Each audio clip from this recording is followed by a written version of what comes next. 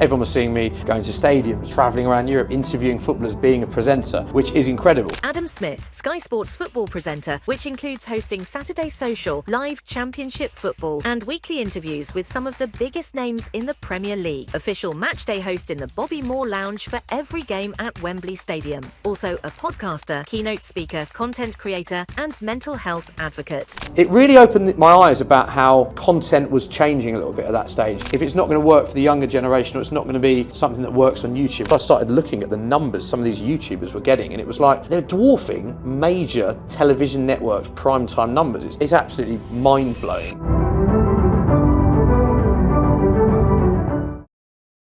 Welcome to One Club, everybody. We are in the beautiful 2 Chesham Hotel in the lovely Sloane Square area. I think that's where we are.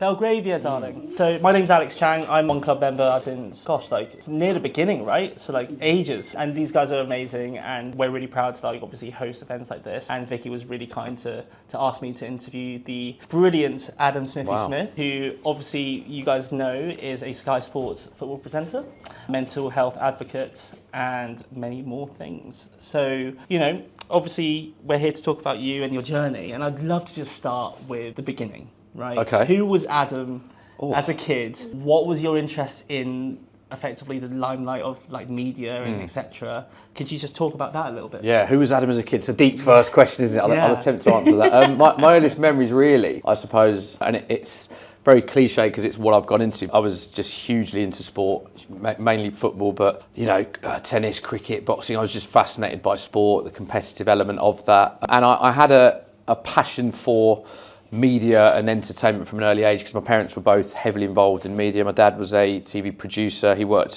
actually worked across music and TV. He worked as a producer for London Weekend Television, which is now sort of formed like before ITV, and he worked at Decca Records as well. And my mum, Sally James, who was a presenter on Tiswas alongside Chris Tarrant and Lenny Henry back in the day. From a very early age, I was sort of engulfed in, I suppose, TV, media, entertainment. So they would be my earliest memories really. Sports, media, entertainment was what I had passions for.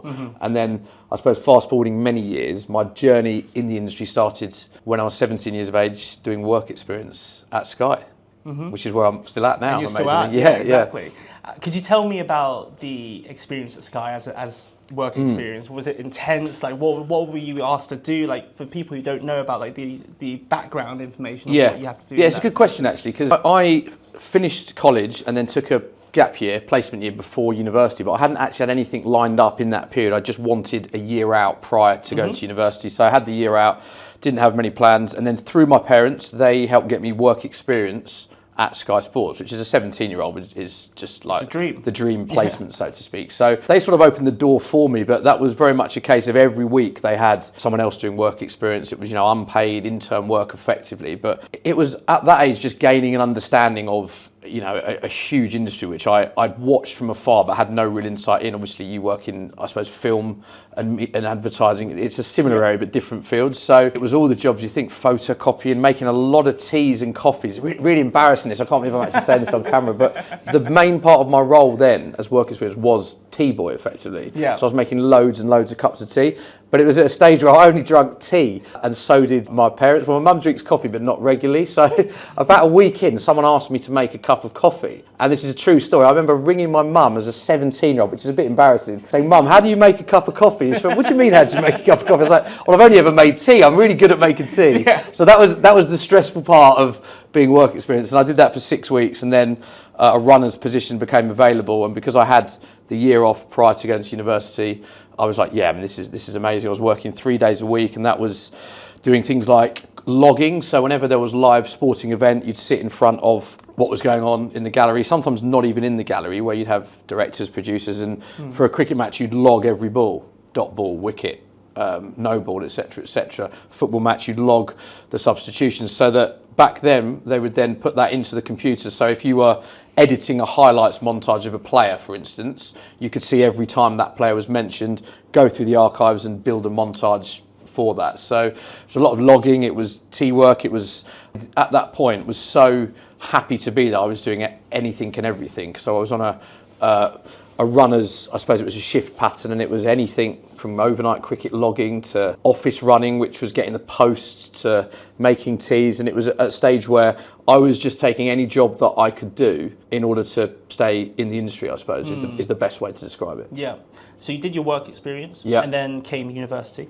Yes. Tell us about Loughborough. Yeah, so I already had my place at Loughborough lined up. I studied sports science and business management at Loughborough, which is widely regarded as probably the best, well, it is the best sports university in the country. I mean, the National Cricket Academy's there. You've got the tennis centre, you've got the athletics centre. I mean, it's incredible. I mean, you come back from a night out at 3 a.m. and you genuinely see people outside, but in the swimming centre, like athletes that were training for Commonwealths and things like that. It was amazing university. And I had the whole year at Sky because at that period, after 6 weeks, they kept me on as a runner, and they actually offered me a full-time runner's position from then, but I'd already had my place at Loughborough. So I had a bit of a decision to make as to whether or not I never went to university and carried on my journey at Sky, or I went to university in hopes that there'd be a position when I came back. So I decided that I've always wanted the experience of university, and I decided to go. So what I did at university, I didn't have a job per se at uni, but every Christmas, Easter, summer, I was on the phone all the time to the sort of bosses there, just asking for runners work. So I worked full time, Christmas, Easter, summer, doing, again, all these running jobs, anything that I could do, which was a really important part of my journey actually, because it kept my foot in the door. Because what happens is a lot of people were different people, they were different producers, production coordinators, but every break, every 3 or 4 months, I was in the door running and meeting people, and I think that was an important part of my journey that I kept in with Sky, because it was an interesting one. I always knew that going to university I wanted to work within the media industry, so and it was 3 of the best years of my life, and I wouldn't change that. If I had the same decision to make, I'd still do that. But I knew that my degree, if I look at the professions a lot of my colleagues, or I suppose classmates, went into, a lot of them are physios at football clubs or sports psychologists or nutritionists, because it was sports science, and a lot of them are in professional environments in sports clubs. But I sort of knew that my degree wasn't going to be a determining factor for my career, because I'd had that taste of the media industry and was like, I desperately want that. So I knew that if I hadn't got my degree, or I had, it may not have shaped my journey in terms of my profession. But I thought what it did give me was amazing life skills, social skills, friendship groups and all that. So I think that was really important, that, you know, education, it wasn't just the educational side, which I loved, and I've learned a load of skill sets, but the social side, the, you know, life skills. You have to be fairly confident as a presenter. You have to, you know, be very reactive, and a lot of those people skills I actually learned from university, which has stood me, I think, in quite good stead in my current role. Yeah, I mean, it's a testament to you as well, Adam, because obviously your parents, you know, opened that door, right? But you had to keep your foot in the door and work really hard at it. So obviously you went through Loughborough, you graduated. Yeah. With a 2-1. Yeah, I narrowly missed out on the first, and it was partly because of, I don't know, but maybe a lack of preparation. But yeah, it was for a couple of years I was a bit gutted about that. But it was a great degree to have, and a great time I had there as well. And then I guess, like, you know, fast forward a little bit after that. Yeah. What was that turning point in your career? What was that kind of, like, you know, lead up to that turning point? So yeah, so I had the work experience, went to university, and then a position became available on Soccer AM, which was the show I was sort of involved in, as soon as I graduated. So I think the fact that I'd kept my foot in the door with Sky and I'd kept those contacts and people knew who I was, I think was a big factor in me landing so it wasn't a staff position at the time, but it was a full-time sort of 5-day-a-week job, if that makes sense, contract. So I was working, doing sort of running shifts on Soccer AM, and then a lot of the crew members left to go elsewhere and they were looking for crew members. So I'd done a bit of running and then became an editorial assistant on that show. And from that moment on, pretty much slowly worked my way up the ladder, so to speak. And then culminating with, still sticking with Soccer AM, obviously one of the most, like, watched shows back then, certainly. Like, what was your kind of breakthrough moment on the show? I've got so many crazy stories about that, because I started running on Soccer AM whilst I was at university. Yes. So I was doing sort of, which is crazy actually, running work, but doing a bit of on-screen stuff. For anyone that's not aware of the show, it was like Sky's flagship sports entertainment show, but all of the crew members used to appear in front of camera in various sketches and things like that. So it was a very bizarre moment when I was an 18-year-old kid with bleached blonde highlights. Looking back on it, I mean, I looked ridiculous, but it was the in look at the time. And at the time, I don't know if you remember, they used to have fish, the bass fish that used to put on the wall that pressed a button and it played an Elvis track. I don't know if anyone remembers them. Tim Lovejoy, Fenners, Helen, all of them at the time. I was making them cups of tea, and one of them pressed the button and they said, "Adam, how would you dance to this?" Now, bear in mind, I'm a 17-year-old with 2 senior producers, presenters, very experienced, and celebrity people asking me to dance. I thought, well, I better dance. I wasn't particularly confident at the time either. So for some reason, I then started dancing in the corridor in the office. And to this day, I don't know why, but I think the peer pressure, the fear factor of thinking this dance isn't going particularly well because no one's reacting. They're just looking at me like, what is this kid doing? I decided to do the splits, and I still don't know why. But anyway, everyone started laughing and they went, "Oh, we should do that on the show." Bear in mind, it's a football show. I thought the likelihood of them getting an Elvis impersonator on a football show, it's very unlikely. Fast forward a week, and I joke you not, I'm looking through the rundown on the system they have, and it says, "Baby Elvis, 1 minute." Now, for anyone that's aware of TV, 1 minute is an extremely long period of time. When in television, you're working on hard counts, aren't you, with everything because of advertising and everything like that. So I said to someone more senior than me at the time, which was everyone, can I ask you what this is? They went, "Oh yeah, that's you live dancing as Elvis." I was like, "You did not have had no live experience. This is a live show on a flagship Sky Sports, Sky One at the time." And they went, yeah, we've got you a costume and everything. I went, "What do you mean you've got me a costume?" There's a Lycra Elvis shoot with these stiletto heels out the back. And they said, yeah, you're going to go. And I was like, "Well, what am I doing? Is there a script?" I went, "No, that's up to you, but you've got a minute to dance live on the show." So I remember thinking, I was making tea 3 days ago. Now I'm appearing. Anyway, so a week passes, and I mean, I was really nervous then because I'd had no TV experience ever. I come out of these doors and they go, "Please welcome Baby Elvis." And they play the music and I'm standing there dancing. And again, for some unknown reason, I decided to do the splits at the end, which sort of became this trademark thing to do with me, which I still haven't shifted now, to be honest. And I'm not doing it now, Vicky, yeah. Really good. So I did that, and then anyway, it grew and grew and grew, and I did it for about a year. And I was thinking, are people not bored of this? But that was the sort of, I think that was the beauty of the show, really, is that none of us were trained professional actors or comics. It was sort of a bit slapstick, a bit fun. We sort of had a laugh at each other's expense, but in a fun way, if that makes sense. It was a matey way. The essence of it was quite easy. And it was, the culture at the time was, football and entertainment, that the music culture was very sort of intertwined, so we had a lot of bands on. So yeah, I started doing that, and then, as I say, I worked on Soccer M in a full-time capacity then for many years, and a lot of characters developed through the fact that I was on screen. So I ended up doing a Frankie Fryer character, which was an impersonation of Danny Dyer, which was basically very light-hearted. The idea being was, it was called Away Days, and I would give you light-hearted travel guides to the ground. So I'd go up to Leeds. I went all around the country, and all across Europe. And the idea being was, such and such team are playing Bayern Munich. For those fans going, here's what you can do. Now, it was very, as again, slapstick, light-hearted, but I would be in a wig and a jacket and fake jewellery that was so bad, my fingers used to actually go green after I wore them. And I'd give you a light-hearted guide to, here's a museum, there's a railway station. But we'd get members of the public involved, we'd get celebrities involved, and again, that just spiraled. And there was a point where I was thinking, is my entire journey going to be wearing an Elvis outfit and a Danny Dyer wig? It was a point where you look at yourself and go, at some point I must outgrow this. But it was a really popular character, a really popular show, hugely popular show, as you said, Soccer M, and got to the point where we even had Danny Dyer doing one with me. So I'm standing there at West Ham, and he's wearing the wig and the jacket, and he's impersonating himself and me, who's impersonating him, and it was just really entertaining. And every time I see him now, because we play in sort of charity matches and stuff, he always references that. And yeah, there was a lot of very bizarre and random experiences that I had. But when you're in your mid-20s, some of the things, we had a catchphrase saying it's time to keep your nut down when I went outside the away end of any ground. And it started off by getting famous footballers doing it, but we had like the Chuckle Brothers, we had wrestlers, Chris Tarrant, we had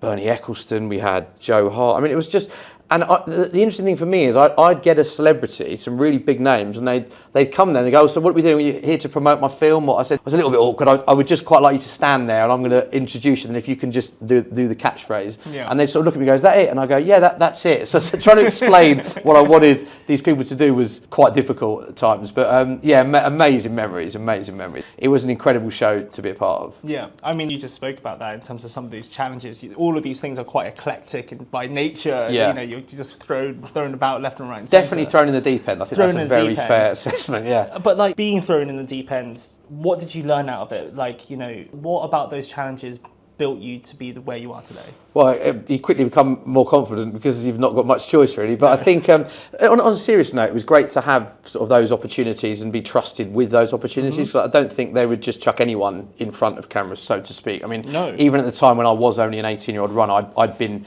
in the office for months getting to know people and things like that. And it's definitely an industry where if you get an opportunity, you have to take it. That's a huge thing that I was saying. Now I can come on to talk about how my presenting career started actually, because that was again a big thrown in at the deep end moment, which I took, and I'll go on to talk about that. But definitely confidence was a huge part. But also, I suppose what was great is the different skill sets you learn, because I then became an assistant producer, which basically was, you have a 3-hour show, and we had musicians coming on, comedians, footballers. We would do football challenges in the car park, but then we'd have serious interviews in the studio. So I was doing a bit of script writing. I was learning to edit. I was learning to direct shoots. I was learning basic camera work. So I think that was a really important part of the journey. I speak to a lot of younger people now, and content creation is huge now. So you can become a presenter because you start creating content on TikTok at the age of 18, and you'd refer to yourself as a presenter at 21. You might never have had an earpiece, you might never have done live auto cue or counts, but the industry has changed dramatically in that, a content creator, presenter, you can grow an audience in your bedroom through your mobile phone as a kid, really. Yeah. It's very different. Whereas in those days, I had to do sort of the unpaid work, the work experience, the overnight cricket logging, the graphics, sitting in the gallery for hours on end learning how to input graphics. And what that did when I became a presenter was improved me dramatically as a presenter, I think. And I don't think I'm the finished article by any stretch of imagination. There's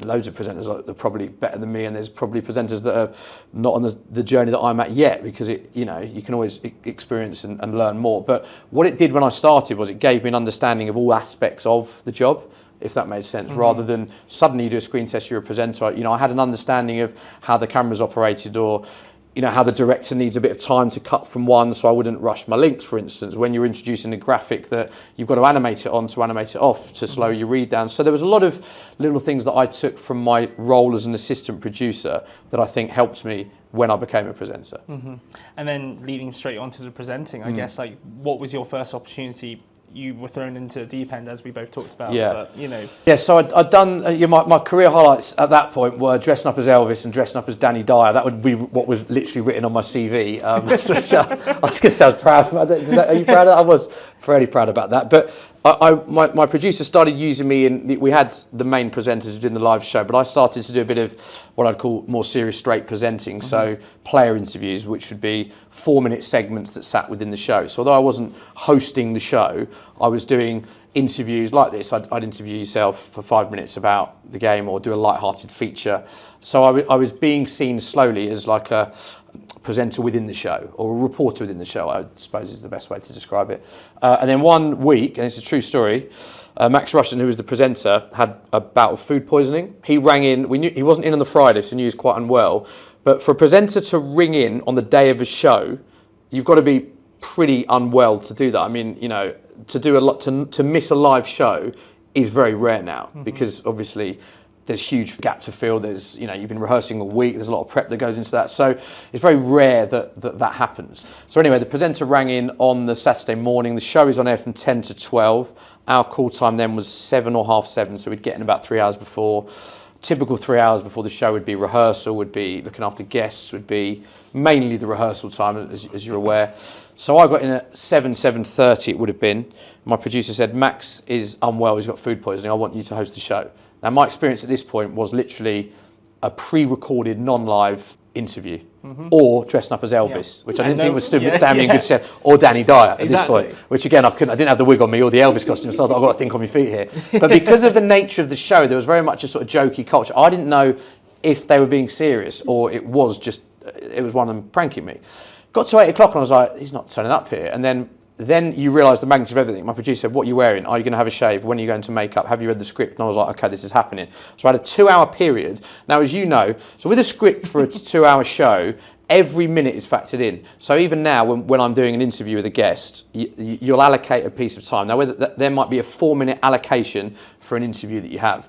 You might go under or over, but by about 30 seconds, because you have to hit a hard count at the end of the show to get to the ad breaks for the next show to come on. So it's no exaggeration when I say every second of the show, as you're aware of with your role in media, is scripted and is timed. On top of that, there was autocue. I'd never done autocue before. The big thing is the earpiece, which obviously I've done. When you're a presenter, you have someone talking to you on open talkback consistently. So that will be a director that will say, cut camera 1, cut camera 2, roll red, roll green, which will mean when they're rolling a VT, or roll graphics, run graphics. You'll have the DA, the director's assistant, counting down in your ear for every feature. So if I'm introducing a feature, they'll be counting down 10, 9, 8, 7, 6 to the end of that. And you'll have the producer just feeding you information about, can be anything from if we're overrunning, if we're underrunning, if we have to move things, if we have to apologise for something that might have been said.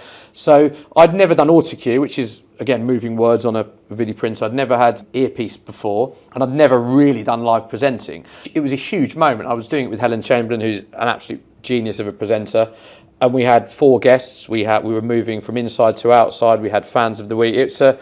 You're not just sat in one position on that show. There was quite a lot to do. So I did that. Weirdly, everyone says, were you quite nervous at that? Bizarrely, because there was so much to think of before I went on air, it was suddenly in my ear, there's a minute. And another thing is, each presenter now, you have moulds. So you go in and they mould. So now I'll have, it's a bit of putty that they'll mould into your ear to build an earpiece to fit your ear, because everyone's ear shape is different. So I didn't even have, so I went on a generic earpiece then, because I hadn't had moulds. So again, you've got an earpiece that sort of fits you but doesn't really fit you. So it's not quite comfortable. Yeah. So there was a lot of things like that I was a bit unsure of, and I didn't even know didn't sound as good as it should do, because I'd never had that experience before. So I did the show and it went quite well, had quite nice feedback, and that's really where my presenter's journey started, really. And it was, as I say, that my phone sort of went quite crazy afterwards, and it was a really amazing moment. But it went really well, and from that moment that was the start of my presenting journey. Yeah, it's really important to like celebrate those kind of milestones. Did you do anything afterwards? Or? Yeah, I went back to sleep afterwards, because I was just the adrenaline. Well, I think with live, the adrenaline, you have this sort of crash afterwards where you're thinking so much about so many things when that live environment that you do afterwards tend to just crash out. You become very tired. So I think I went out for a meal or a few drinks, but nothing extravagant or exciting. I mean, you probably want a story of an after party and balloons and everything. It really wasn't. It was sleep and I think a bit of food. That was it. So sorry to disappoint you, but in that moment, the important thing to mention is, and I know a lot of people in my industry that have had DAs, for instance, director's assistant, that have become, or vision mixers may have become directors when a director hasn't been able to turn up for whatever reason, and they've stepped in the chair. So a big part of my industry, and it's great that you can get degrees in media and videography, and you can do courses in presenting, but a massive part of my industry is experience. I can't emphasize that enough about it. You can read as much as you want about it, but nothing ever can replicate being in a chair with the lights on you, that count, the adrenaline buzz, the people looking at you, that knowing that you're presenting to an audience at home. And I actually prefer live to pre-recorded now, because when I do pre-recorded content, if I'm doing a link to camera and then suddenly you slip on a word, you then might say to the director, can I do that again? Whereas in a live environment, we all naturally slip on our words or have a pause or say, it happens in every line of conversation ever. But when you do it pre-recorded, you might say, I sort of tripped on that, can we do that again?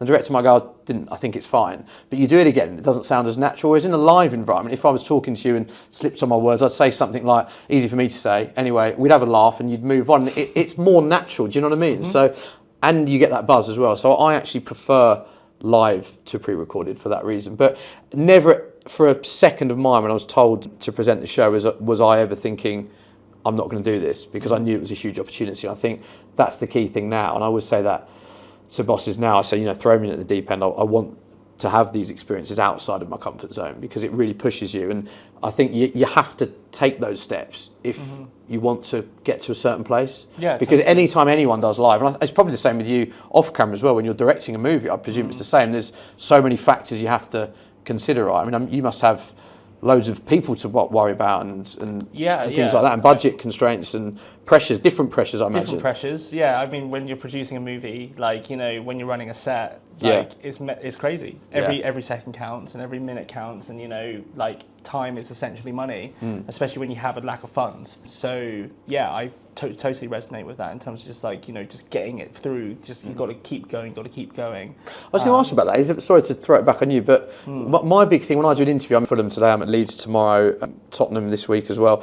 I have a day where I prep, and then in the moment you're thinking of loads of things as a presenter, and you are responsible for that in the moment. But I very much work on a shoot to show basis. Whereas I imagine for you, so once the show's done is what I mean, it's done for me, and you can forget about it, think of the next one. But I imagine your pressures are different in that you're spinning loads of plates before the moment the film lands and trying to keep so many people happy. We're glorified project managers. Yeah. So from inception of, like, the idea, a producer's job is really to carry it through from that inception of an idea all the way through to post-production and delivering, let's say, the product, right? The film to, you know, let's say a studio like Universal or whatever it is. And then from there, you've got to have conversations about marketing. You've got to have conversations about, you know, what the press tour is going to look like, arranging the actor schedules, etc., like that. Like, it is all-encompassing, and every project, you know, for our last film was a film called The Beast Within, and that was distributed by Universal Studios. It's a $6.3 million movie. Wow.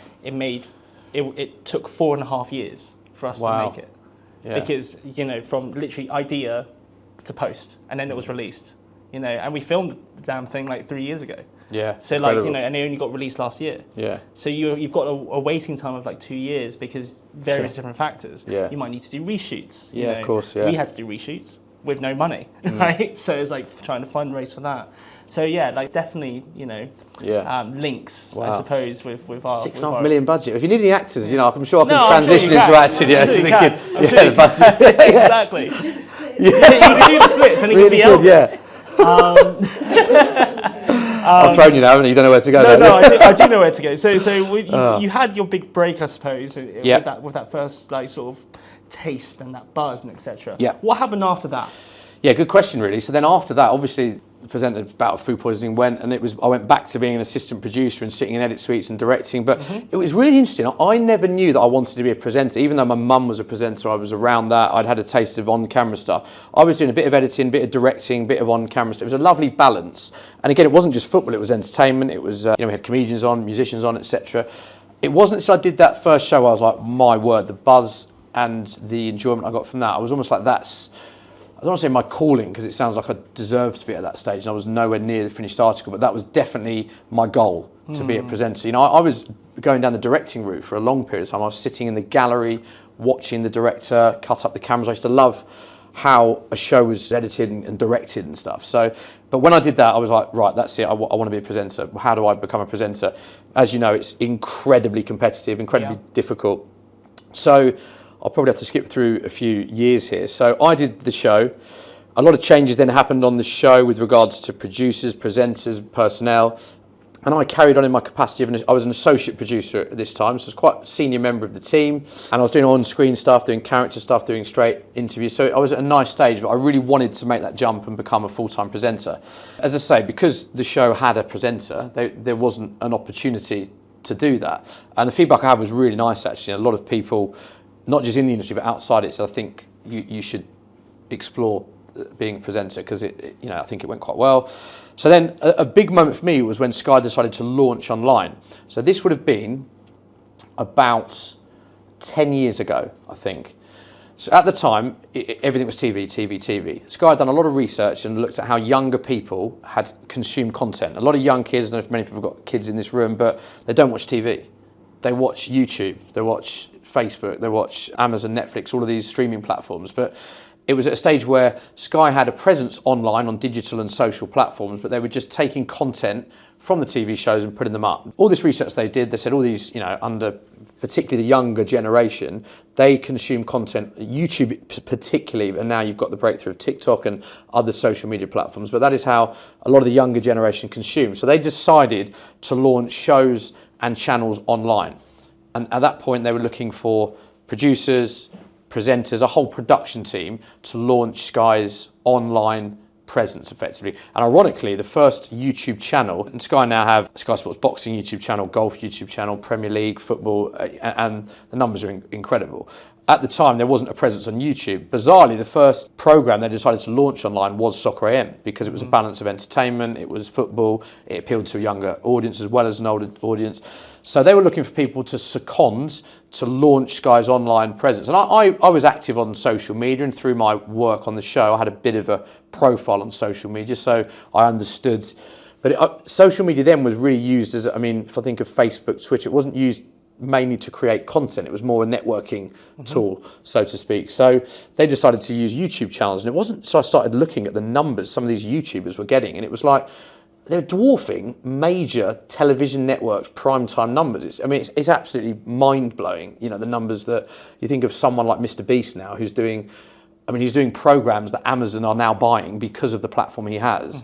And the numbers he's getting on Amazon Prime probably aren't the numbers he's getting on his own YouTube channel. That's just how crazy the YouTube bubble was. So, yeah, went for the job as a presenter on YouTube alongside many people, and myself and Laura Woods, who's now presenter for ITV, does loads of freelances presenting, done really well.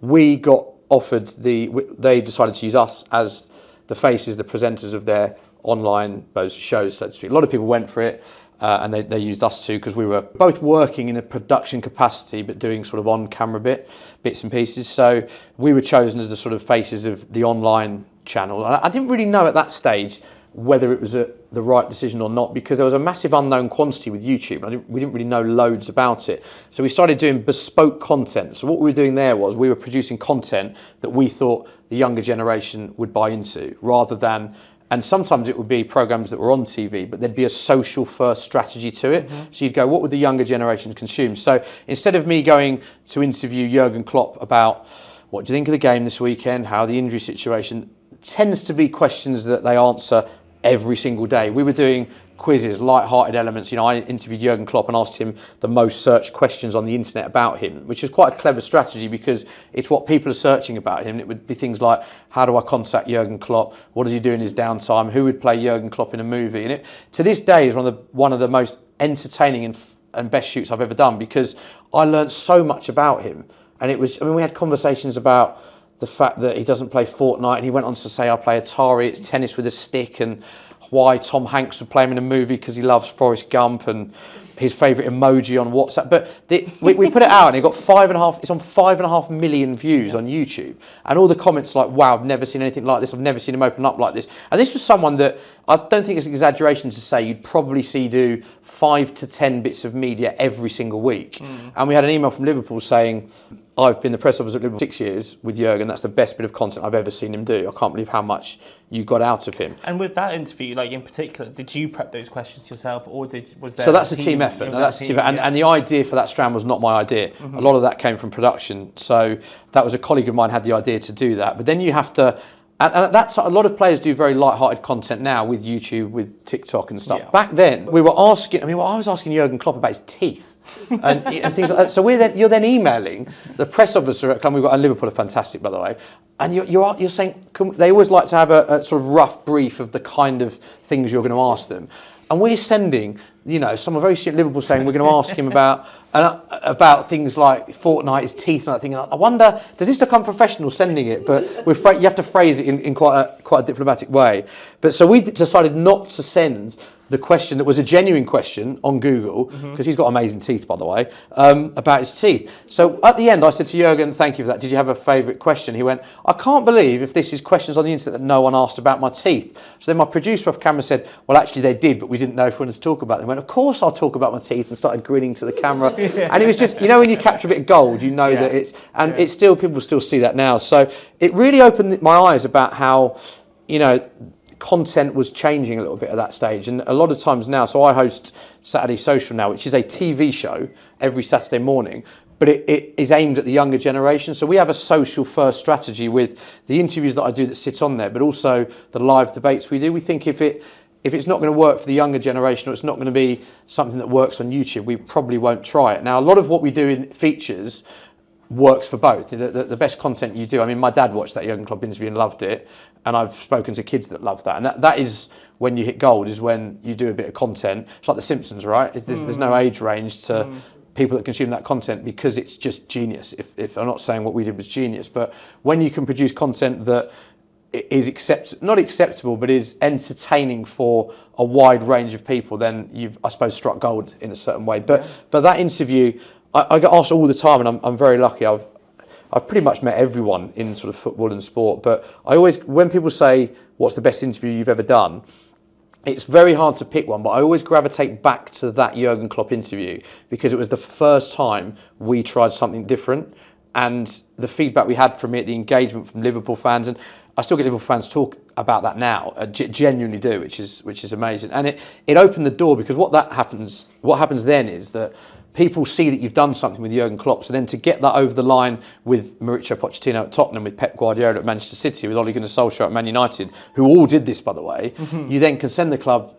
the link to, well, this is what we did with Jurgen Klopp, and they can look at the feedback in the comments section. That's the other powerful thing about social media. It's got a lot of downsides of the trolling, and I've been on the receiving end of that, and it's not pleasant. The feedback is there. It's literally there to see. So when you have a bit of content like that, it then becomes easier to sell that to other clubs, because they can see how successful it is and the feedback you've had from that. So that was a sort of standout moment in terms of interviews, that I think paved the way to a lot of what we do today. And you look at content that players do now, and it's rife with a light-hearted tone and things like that. So it's a bit more human, isn't it? It is, yeah, exactly. Yeah. And also the feedback I get from a lot of people is that they want to find out, because every player does a pre-match interview, a post-match interview. You know, they have to, as part of the contracts, do interviews with the broadcasters as part of the TV rights deals. So you see them talk about, what do you think of this game? What do you think of that game? And a lot of the time, you do get the stereotypical football answers, because they've been asked the same questions. So people are fascinated by lifestyle, what music they're into, superstitions and all of that. So that's what we try to pivot towards when we did a lot of our online content. So what I thought would be a secondment from the TV show Soccer M I was working on to online it was never a secondment. They saw the numbers that quickly became with online content, and I remained being part of the online team forever, really. And then through that, they started building TV shows from the success of online, and now I got my presenter's contract 8 years ago, which is an amazingly proud moment, actually, because I sort of think back that I was I was unpaid, then I was work experience, then I was a runner, editorial assistant, assistant producer, associate producer, finally got the presenter's contract, which would have been about 8 years ago, and now I work solely as a presenter, and it's amazing. But I've taken a lot of sort of learnings along that journey, but it's been a great one. Yeah, it's been a great one. That's great. I mean, that's a nice way to segue onto outside of your presenting journey. You're doing quite remarkable things, actually, within the mental health advocacy space. Could you talk about that a little bit? Yeah, I can. And do you know what? If you'd have asked me that question 9 years ago, I wouldn't have even been sat in this room, because I wasn't in a great place. But yeah, there was a 2-year period which was mad, actually, when I look back on it, when I got my presenter's contract. So at this point, I was doing live TV shows. I was in that period afterwards. I'm full-time at Sky, and at Sky, an amazing company to work with, give me amazing opportunities. But through working at Sky, I've managed to do bits and pieces of work outside. So I've worked with England. I hosted the official England podcast during the Euro 2020, which was every day I was hosting their official podcast, and they'd give me a player every single day. So it got to #1 in the Apple charts. I've hosted the opening ceremony for the Tottenham Hotspur Stadium, which again, as a Tottenham fan, I'll come on to the mental health thing, sorry, but it's important to describe the journey. But through getting my presenter's contracts and the visibility I had through that, I was working for England during a major tournament. I hosted the opening ceremony for the first ever game at the Tottenham Hotspur Stadium, which was an incredibly nostalgic moment, because my dad came to watch me. My dad's not a Spurs fan, by the way. He's a Wolves fan, and I'm a Tottenham fan as well. Yeah, it's very random. There's a story about that somewhere. Yeah, he was a Wolf cub. They don't have cubs and scouts, Apparently in his days, because quite old clearly, he was a Wolf cub, found out there was a team called Wolves and supported them. So that it's very, very random for someone that grew up in Middlesex. But he was a Wolves fan.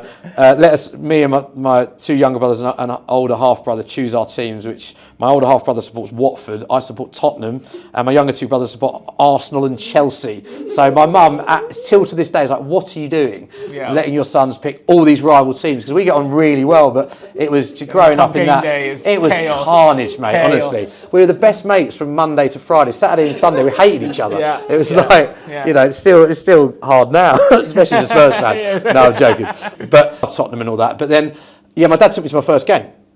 7-year-old boy walking up the steps. You have that moment going to your first game where you lose a breath because the magnitude of the height of it. Anyway, fast forward however many decades later, Spurs have built this new stadium, which in my opinion is the best, most modern stadium in the world. I get a call, my agent says they want you to host the opening ceremony for the first ever game of the new stadium. And I had a day where I did a recce of the stadium, they showed me everything. And I stood there and I said, welcome to the Tottenham Hotspur Stadium. And I glanced up and I saw my dad in the stand, not even a Tottenham fan. And the stadium's massive, by the way. I knew what area he was sitting because I got him the ticket. And that moment that I saw my dad, the burst of nostalgia that came over me, I don't think will ever be topped, because I immediately thought back to that 7-year-old boy when my dad took me up those steps to watch my first game, and I thought, imagine I'd have said to myself then, Spurs are going to move stadium in X amount of years and you're going to host the first ever game there. I just wouldn't have believed that. Yeah. So there's incredibly proud moments. Then again, working, and through that I ended up going to Madrid to host. Tottenham got to the Champions League final, which is still one of their highlights of recent years, and I hosted their match day show every day in the build up to Madrid, stayed in the same hotel with the players. So incredible pinch yourself moments working with England, and it's amazing me. I think back to as a kid wearing an England and a Tottenham shirt, playing football, that, you know, if you'd have said I'd have worked for Tottenham in England across major tournaments, I probably wouldn't have believed it. But a lot of that has come from, you know, the opportunities I've had at Sky and everything. So there's been some really proud moments, then all the players that I've met. So my point is, and it's a long answer to your question, apologies, that I was doing all these things and I'd put them on social, and I kept seeing everyone saying, living the dream, wow, oh my God, you know, living the dream was a phrase that I kept seeing in all these comments, because everyone was seeing me going to stadiums, travelling around Europe, interviewing footballers, being a presenter, which is incredible. But my personal and professional life could not have been more different. It was within a 2-year period that I got my presenter's contract. I got diagnosed as a type 1 diabetic, which is interestingly why my phone's here. I'm not looking at anything. That's got my blood sugar reading on. And that's why I've got fruitellas and glucose. I tell a lie, I take fruitellas with me, but the glucose sweets, Vicky kindly donated because you are type 1 as well. Although I definitely think you need to take water with them, because I took one prior to coming in, and my mouth's still foaming a bit if you're wondering what's going on. Eating chalk. Yeah, 3 people said, I think you need water with that, and you went, no you don't. You definitely do. Anyway, so my point, again, long-winded answer to this question, but the same year period that I got my presenter's contract, I got diagnosed as type 1. The diagnosis was caught very, very late. So much so that I went into and I know it was caught late because bizarrely I had a bout of food poisoning 6 months earlier, and the GP said, I think we should just do some bloods to make sure there's nothing else there. Had full bloods done, and I looked back at what my HbA1c was, which is a marker of your 3-month blood glucose. Perfect. So I knew that I hadn't been diabetic for they weren't even looking for that at the time. Fast forward 6 months, again, about the time that I just had my big break in TV, went to an appointment, and a lot of people were saying I was very thin, losing a lot of weight, going to the toilet a lot, all the common symptoms I'm sure you can relate to. They decided, and I remember actually vividly, and it's weird, when you're unwell yourself, it was harder to spot, but a lot of people around me used to look at me and say, you're clearly, you know, unwell, there's something going on. As I checked in, I said, Adam Smith, and she went, oh. And the woman, I said, sorry, have I got the wrong time? And it was the receptionist. She went, no, sorry, you all right? And I said, and I was like, what do you mean, am I all right? And it was because I was grey in the face because of how unwell I was. Anyway, I went into the appointment, and they said, I think we should check your blood glucose. I went, okay. Why? They said, I think they could see the symptoms on me, because obviously I wasn't looking great. They did other tests, you know, in this appointment. Anyway, non-diabetic's blood glucose would always be between 4 and 6, 6.5, 7 maybe, if you've eaten a high glucose meal, but between 4 and 7-ish would be a non-diabetic's blood glucose throughout the day.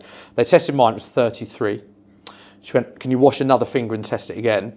The next test, it said no reading on the screen. I said, what does no reading mean? And they went, that's when your blood glucose is so high, it's not registered. We need to take you to hospital. And at that point, she took me outside and she went, oh, is that your car? And this is a really weird moment. She went, is that your car? And I said, yeah. She went, you can't park there. I said, well, I thought you said I need to go to hospital in an ambulance. She went, yeah, you do. You need to go into hospital right now in the ambulance, but you can't park there. And I was like, well, what do I do? Do I move my car in an ambulance? And she then got someone outside to talk to. And I was like, I don't want to get a ticket here, but I mean, how do I need to go to hospital anyway? So someone kindly moved it to another bay because it was that boring. It was a short-term, long-term bay. Got into the ambulance, went to hospital. And then for 4 days, I stayed in overnight, was on a sliding glucose and insulin scale. And then a few days later, when I was sort of out of the worst of it, I then realised how well I was because one of the specialists said to me, you were a week away from slipping into a coma. That's how sort of ill you were. So a bit hard few days, and it was very much I didn't really know what was going on, had no knowledge of type 1 diabetes at the time at all. And then 4 days later, the specialist came in. So I was in a diabetic sort of daycare unit within the hospital. They kept coming in. And they said, you can go home. And at that point, I'd had sort of minor things up with me, football injuries, wisdom teeth out, where I'd gone into hospital, been treated, and you go out and you're fine. This was very, very different in that he said, you can go home. And I thought, great. And he went, so you're a type 1 diabetic. I remember I remember this day vividly, like honestly, like it was yesterday. I remember everything about the room, the line of questioning. It's quite frightening how vivid my memory of this day is. But I said, what does that mean? And he went, you need to inject. I said, okay. And he said, every day. I said, how many times? He went, at least 5 times a day. I said, okay. What happened? I said, for how long? He said, for the rest of your life. And I said, what happens if I don't? He went, you won't survive. So I was like, wow, okay. And it was very emotional. There's a lot of thoughts that go on. And then the moments after that diagnosis, I'm sure you can relate to this, and I'm not pretending it's the worst condition in the world by a million years, but there's an incredible amount of education you need as a type 1 diabetic. You have to learn how to carbohydrate count every single meal you have. So on the insulin pen that I've got, there's a number from 1 to about 60. It took me 2 years to work out what gram of carbs I need to eat to what level of insulin I give myself. So I give myself 1 unit based on 15 grams of carbs. Now when you're at home and I measure every meal I have, you can get into a pattern of knowing what to have. So I always eat the same breakfast, not because I'm a bland eater, but because I know what to inject myself with. 2 bits of toast, banana, a bit of fruit, a decaf tea, and I know that that's 4 units of insulin, for instance. When you go to a restaurant, you don't know what kind of chips they are, what sauce it's in. You don't know when to inject because if you're having a starter, you don't know how long the starter to main is coming. You have to look after your lancets, your insulin, your needles. You have to keep your insulin at safe temperature. You have to eat in certain periods of time. You have to carb count every meal. Adrenaline can affect your blood glucose. Alcohol can affect your blood glucose. Lack of sleep can, temperature, heat, stress, all of that can affect. So I can have the same meal on a show day and the same meal on a normal day. My blood glucose is completely different. And I've spoken to a lot of professional athletes about this who are type 1, and they say their match day is completely different to training day, where you actually have to inject more, but then you have the psychological element. Well, if I inject more, I'm more likely to crash through a hypo and you have problems if your blood goes too high, you have problems if your blood goes too low. I do 2 units of a baseline insulin in the morning and at night, and 2 injections, and 3 with every meal. But if you get an injection wrong, you have to do a correctional dose after that. So there are days, no exaggeration, where I'll inject 10 times a day. You've then got to change the needles, you then have points in your body you can't inject because they go numb. So it's a very 24/7 condition. And I found the physical side, the needles, the injecting, I wouldn't say easy for a second, but I managed them okay. The mental side, my mental health was at rock bottom for 2 years. And what was it about it? Was it the loneliness? Was it the kind of like... It's the anxiety. Yeah. I suffered a lot from anxiety, but it's how much you have to think. I do a lot of work for... It's the constant, yeah, it's a great word. It is a 24/7 condition. There's a statistic doing the rounds that one of the charities that I work for, the research they do, that a type 1 diabetic on average has to make 180 more decisions a day than a non-diabetic because of everything like that. I mean, the conversations I had before the room with Vicky, none of it was about this. It was all about where can I put my glucose? Can I keep my insulin near me? Is my coats with my sugar not too far away? All of the conversations we have are about when I'm eating, how I'm eating, what happens if my bloods are low. The reason my phone's there, as I say, is because I've got an app on my phone that alerts me if it goes low. So the 2 year period I was at absolute rock bottom. I mean, my anxiety was so bad that I was suffering horrific dizziness, vertigo. And it was so bad that I ended up seeing having an ENT specialist, having balance tests. I ended up having a brain scan because I thought there was something wrong with my brain, because I couldn't walk upstairs, go in lifts, because I was so dizzy all the time. I was so on edge, I was anxious. I was in a dreadful place mentally. And it wasn't until I had a lot of those, I knew I was a type 1. It wasn't until I had the tests for the brain scan and the balance tests and the specialist saying there's nothing wrong with that part of you. And they said the diagnosis, this is anxiety caused by your type 1, which is incredible how, your anxiety can create those physiological responses to your body. As soon as I was told that, a bit of a weight was lifted, and I said, I need to tell people about this. It was really dangerous, really, when I think about it. I was doing, traveling, I was doing live shows, and I wasn't really telling people. And if my bloods had crashed during that period, it would have been incredibly dangerous. So I did a post on social media saying, I'm a type 1 diabetic, this is what it means, this is what's happened, and I've been in a really bad place with everything. And the response was unbelievable. Sadly, you do get a few trolls and a few, I'm getting at you, people are just horrible, and so, idiots, so to speak, that say inappropriate things, and that is a minority. But the response I got was overwhelming. Now, this was a point where I was injecting it. I wasn't telling everyone. Some of my friends didn't even know. It was crazy. And I think that came back to the fact that I had something that made me outside of the norm. And it's you could look at me now and you probably don't know I'm type 1, but when you're injecting yourself in a needle, like the looks that you get on a tube, you're perceived to be not normal. And I think that's why I kept it hidden. That was the reason behind it, because I didn't want people I didn't want it affecting my job either. I didn't want people saying, oh, he can't do that because he's a type 1. I didn't want people judging me or anything like that. So, which was the wrong way to think. And it's amazing, I speak to so many type 1s that have that exact experience. As soon as they're told, especially for younger people, it's so difficult for younger kids that have it. They go into school and they've got to inject, and people go, what's that, and everything like that. It wasn't until I put that post out that I realised, and I had so many comments, but so many comments from parents with kids that had it, and people that were saying, my son knows who you are, my son really likes you, he's a type 1. I'll never forget this message. I had a dad saying, my son's your biggest fan, he's a Tottenham fan, he's seen all your interviews. He even referenced one interview that I'd done. He said he loved this chat, which was how I knew it was a genuine message. Not that I was saying it wouldn't be, but it was very personal. And he said, I've read your tweets to him. He's a type 1, he's 7 years of age, and he's crying tears of happiness because he knows someone he looks up to has got his condition. And it was a light bulb moment in my head where I was like, this is almost like a calling for me, that I need to use my condition to help others and actually talk about it. And I'm now the opposite now, where I couldn't talk about it. I was doing everything in private. I now like to sing from the hilltops. I'm an honorary patron for Breakthrough T1D, which is the biggest type 1 diabetic charity. I host events with a lot of their patrons, celebrity partners. I hosted one with Theresa May a few months ago. James Norton, the actor, is a patron. Henry Slade, the rugby player, is. There's some incredible people. And then there's a lot of donors and scientific people who do amazing work for the charity. I talk about my condition. I do talks at schools and stuff. And I talk about mental health as well, because I went on a Daphne course, Dose Adjustment for Normal Eating, I think it stands for. And it was amazing. It taught you everything about the carb count of every bit of food on that course, what to inject, how to inject. And I learned so much physically. Someone at the end said, has anyone got any questions? And I said, can I ask one? Are we discussing at any point how this condition has affected everyone mentally? And everyone nodded their head, as if to say, all of the education's there from a physical perspective.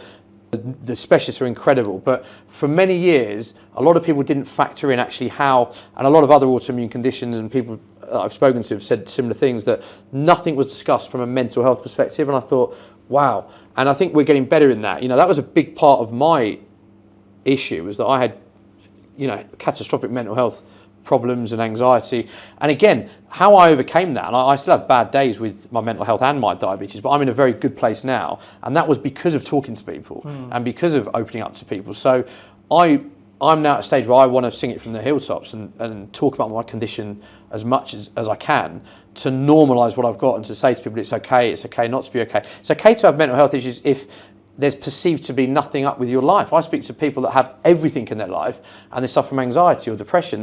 That is fine, that is normal. And that's, it's interesting that was the same period that I had my presenter's contract, that I was going through all that in my personal life. And it was my family that sort of got me through that, and it's given me a real calling that a lot of what I do when I have the time, my schedule is very busy, is that I want to do more. And a big part of joining this networking, you know, I'd obviously love to get more event work and do stuff with you from a presenter point of view. I'd be lying, I wouldn't want that. But a big part is I want to do talks on mental health and speak to people and introduce people to the charities I'm involved in as well. Because, yeah, it's a real passion of mine, because it's something that's very, very close to my heart. Yeah, no, I think we all hear that. And I think nowadays the landscape of what the stigma of mental health is, it's actually, you know, much more open now. You know, back in those days, and even 10 years ago, like male mental health in particular, really, really hard to talk about. Men don't want to talk about their problems. Yeah, it's true. How have you, with your experiences, how have you seen that kind of shift as well? Yeah, it's a good point actually. I do a podcast for Calm, which is another charity I'm involved in, Campaign Against Living Miserably. It's a mental health podcast, and we get guests on. We've had like Bradley Wiggins on, Ramesh Ranganathan, Jack Wilshere, you know, a huge range, Casper Lee, the influencer, a huge range of guests on talking about, I mean, really hard-hitting subjects, suffering with depression, child grooming we've had anxiety, we've had loss, we've had bereavement. And the purpose of that conversation is every time we try and discuss a different topic that someone's been through, to make people who are going through that, to sort of say it's okay not to be okay, and to give advice and to give help. And a big part of the reason that they started that was because there was a real issue with men's mental health, that men generally, without stereotyping, wouldn't speak out about their problems, would hide a lot of things. And you know, we do a lot of the chat we had around suicide, and a lot of people, remember we had Ramesh Ranganathan on the podcast, and he lost one of his best friends through suicide, and there was a really powerful part of the interview where he said he found out his friend had passed away, and he remembers sort of saying in his head, it can't be suicide, like he just didn't see it coming at all. And I suppose that's why we're trying to have these conversations, to try and reduce those numbers, and you know, normalise having these conversations to help people really, because sadly, you know, a lot of people going through a lot of stuff, and I think by having conversations, it does normalise it, and it does make people think it is okay not to be okay. And it's just, I just can only talk personally. In my situation, talking has been a massive factor and a massive help for me in my journey. So that's what we try and do with that podcast. And I try and do a lot for Mental Health Awareness Week and speak to various people. I host events with Sky as well, and they've been really, really great at listening to ideas I've had for Mental Health Awareness Week. So yeah, I think we are slowly getting there, but there's a lot, sadly, more that needs to be done, because a lot of people are still suffering. Yeah. And that's great that you're doing all of these things, and you've got that passion to drive that through amongst your busy professional schedule. I suppose, like, you know, like one of the last points I would want to kind of like, you know, touch on is like, what else are you doing? What's next for you? Like, you know, outside of what you're currently doing? It's great. I love what I do. As I say, I'm full time at Sky, so I do the Saturday Social show, which is a live show. I do a lot of the 2 sort of player interviews a week. So I've been at a lot of travelling. Been at Tottenham this week, Fulham this week, and I'm up to Leeds next week. So player interviews, which is amazing. And then a big part of what I'm doing is I do a lot of event work, a lot of corporate work. So I'm the match day host in the Bobby Moore Lounge at Club Wembley. So I host the sort of corporate hospitality. We have anything from 500 to 700 guests in the room, and I host. It's for the cup finals, the England games, etc., etc. We have legends that I sort of introduce, speak to, raffles, auctions, things like that. So we host. I do a lot of corporate. No Elvis. No, let's get away from that. Just the splits. I was trying to. No Elvis, no Danny Dyer. But I do a lot of corporate hosting. I host a lot of sporting nights. So interesting. I know that one club do that, but I do a lot of Q&A night, sporting legends, after dinner nights, things like that. So I've got a real passion for hosting corporate events. But interestingly, I've actually had a few inquiries about doing some keynote speaking, because what I've loved about this is that I do so many events in front of loads of people where I'm interviewing the footballer, or I'm at Wembley on stage, or Tottenham in the lounges interviewing a legend and interviewing them. But I'd love to get to a point where I can go into schools, universities, places of work, and talk about my journey as a presenter and mental health and type 1 and everything like that. So I'd love to do more keynote speaking. So events is a big passion of mine. And then I suppose the other thing that I've done, which is quite exciting, is I have launched my own podcast called Inside the Industry. The premise being is I sit down with people who have made it in the TV, entertainment, sports, YouTube sphere, and we chat about their journey. And a big reason for me starting that was that a common, I suppose, direct message or comment I get is, how do you become a presenter? How do you do this? Or I have, intrigue in terms of the industry. So I've started that, which is a video podcast available on all platforms. And yeah, there's the plug. To basically sit down with people that have achieved something and talk about their journey and how they got there and things like that. So yeah, the Sky work, the event stuff, podcasts, all keeps me busy. I'm a dad now as well. I've got a little boy who's 4 this weekend. So yeah, I think that's important as well, just to sort of finally touch upon is the work-life balance. Yeah. Because when you do a job that you love, like I do, it's very easy to always be working. Yes. So, for instance, this week, I'm doing 3 shoots, but I can always promote every shoot I do on a social media platform. You can always, there's no end to how much research you can do for an interview. I work Tuesdays to Saturdays, Monday's my day off, but it tends to be when you get the planning for the interviews that, my agent gets asked if I want to host corporate events, and, I want to eventually put on events myself, and, I've got great contacts in that event space, and eventually put on events that we organise, event manage, host and everything, and I've built up some quite amazing contacts in the sporting sphere. But I suppose a big part with the podcast, with the event stuff, with the interviews, the show, is that there's a danger to always be working, because I love what I do.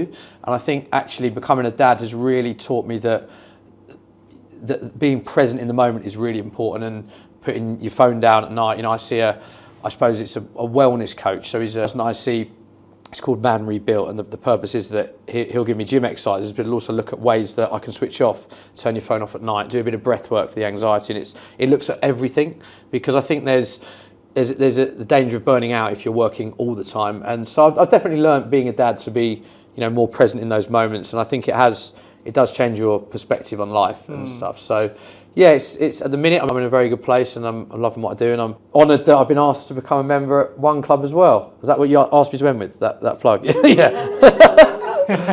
But yeah, so I think that's a good sort of basis. I hope I haven't bored everyone to tears with my stories. I think we all got something out of that, and then obviously the people who are not here as well, when this goes online, we've got I think your journey encapsulates a lot of universal aspects of everything, not just the sports presenting, not just your journey through uni and all of those things. We can learn from each other. That's the whole point of One Club, and that's the whole point of these events. So it's nice actually, because it's been a very different chat with me, because I do a few of these talks, and usually it's like, who's the most famous person you met, what's the funniest story, and I'm trying to go a bit deeper. Yeah, I know, it's quite nice too. I'm happy to share some of those moments with you as well, but it's quite nice to actually talk about my journey as well than those questions that I get asked a lot, which are fine. Yeah. Because I have been in rooms with some amazing people. But yeah, it is. Where'd you get your teeth done? Well, yeah. Do you know what's mad about that Jurgen Klopp one as well? Actually, quite a funny story. After that, he really enjoyed it, and we were talking about he likes watching thrillers and movies with a twist in at the end. Yeah. He was going from my interview, it's a true story, to his press conference. Now, press conference is where a room like this, slightly bigger, you get 50 of the media asking all questions ahead of a game. He was doing my interview before that. I just, off the cuff, he said, I like thrillers and movies. And I just said, just having conversation, have you watched Shawshank Redemption? He went, no. He goes, what is that? And I explained what it is. And the press officer was saying, we need to get you to your press conference. He went, show me the trailer. I went, what now? So I'm on the phone outside my interview showing him the trailer to Shawshank Redemption. Yeah. It's a 2.5 minute trailer. And he goes, wow, this looks good. I was like, yeah. And his press was going, we really need to get you to your press conference, Jurgen. And he said, I'll watch that tonight. And then, do you know what? I interviewed him 6 months later, and I was on the train home going, I really should have asked him if he watched Shawshank Redemption. So I've had crazy moments like that where. And I mean, Thomas Tuchel is the New England boss, so I am giving you a few of my funny stories now, which probably not how you wanted to end it. But Thomas Tuchel was another one. We did a fan Q&A section. The premise was the fans put on social media, you can ask Thomas Tuchel anything you want. This was when he was Chelsea manager. Mm-hmm. So rather than asking him the stereotypical questions, I go to Chelsea, and one of them was, can Thomas Tuchel speak Cockney rhyming slang? So I'm stood there with the boss of Chelsea going, just this is a bit of a light-hearted feature, but the questions have come from your fans. We might, you start off with who's your idol, and then the next question is, it's a bit different. This just so you know, he's a lovely guy, by the way. Can you speak any Cockney rhyming slangs? What is this? So I'm then for the next minute of this interview going, nice little Bunsen burner, and he's going, nice little Bunsen burner. What is that? I'm going, Erna, and he went, we're having a right little Steffi Graf. He went, we're having a right little Steffi Graf, and he goes, that means laugh. And at the end of the whole interview, I said, did you enjoy that, Thomas? He went, yeah, I had a right Steffi Graf. I was like, unbelievable. And then when he became England manager, that video went everywhere. So I've had amazing moments like that. And I've got to interview some incredible people. I've been in a room with Lionel Messi twice in pitch side. Met Jonathan Ross, Kevin Hart, Usain Bolt, The Rock. Been in a room with some amazing people. But yeah, there's probably just a couple of little nuggets, some funny stories to end it on. Yeah, nice one. Well, Adam, thank you for your time, and I think we'll wrap it there. Thank you very much, everyone. Appreciate it. Thank you. Cheers, mate. Thank you. Brilliant.